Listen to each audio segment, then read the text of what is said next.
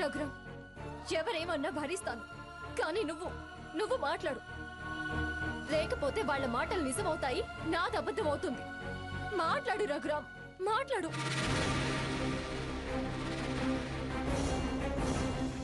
మాట్లాడు రఘు.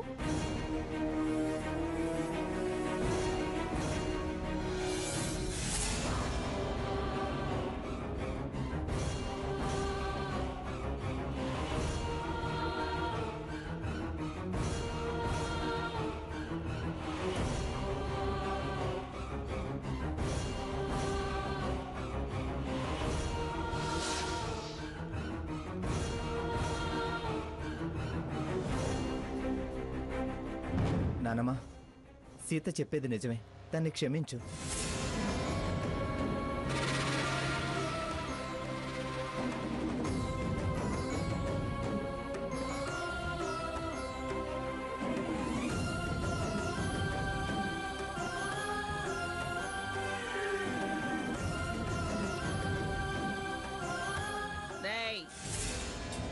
నమ్మించగలిగితేనే మోసం చేయడం కుదురుతుందని అది దాని మీద నాకు చాలా నమ్మకం కలిగించింది.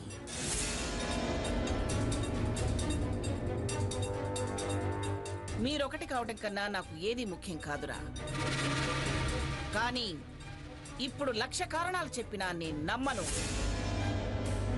ఏమిటమ్మా సీత, ఎవరి కోసమో ఎందుకు నీ బతుకునేలా ప్రమాదంలో పడేసుకున్నావు?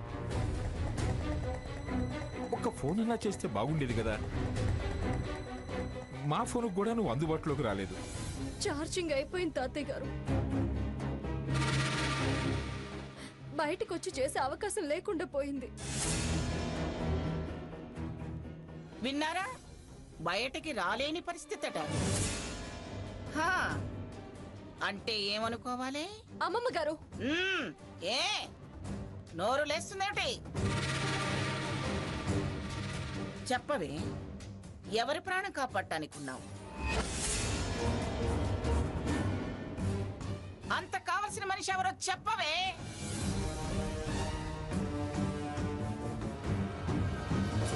పౌరుషంగా రంకెలేయటం కాదు, చెప్పవే. ఎవరి కోసం ఉన్నావు? ఎందుకున్నావు?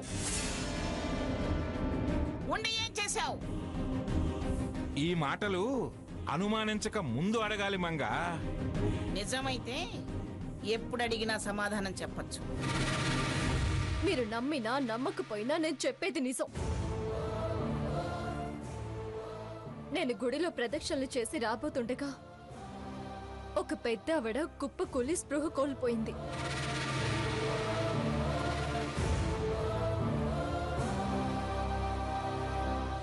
నా ప్రాణం విలవిల్లాడింది. వెంటనే హాస్పిటల్కి తీసుకువెళ్ళాను. ఆవిడ గురించి వాళ్ళకి వివరాలు అందించే అవకాశం ఏది లేకుండా పోయింది. ఆ సమయంలో నేను బ్లడ్ ఇస్తూ ఉన్నాను కాబట్టి నేను ఇంటికి ఫోన్ చేయలేకపోయాను. తల్లే కదా, నా స్థితి అర్థం చేసుకుంటుంది అని అమ్మ దగ్గరికి వెళితే మీలాగే తను నా మాట కూడా వినకుండా ఆవేశపడి ఇక్కడికి లాక్కొచ్చింది.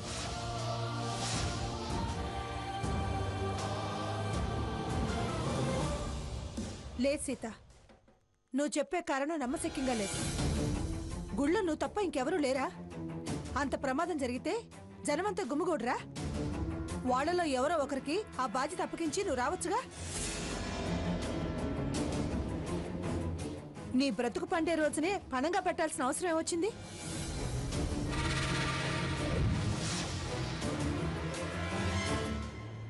దాని సంజాయిషి నాకు సమ్మతంగా లేదు. ఎస్, గ్రాని అనేది కరెక్ట్.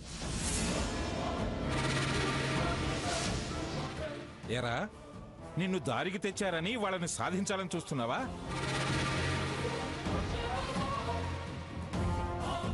ఒకళ్ళని దారికి తెస్తే వీళ్ళు దారి తప్పొచ్చా? లక్ష్మి, సాటి ఆడదానివి,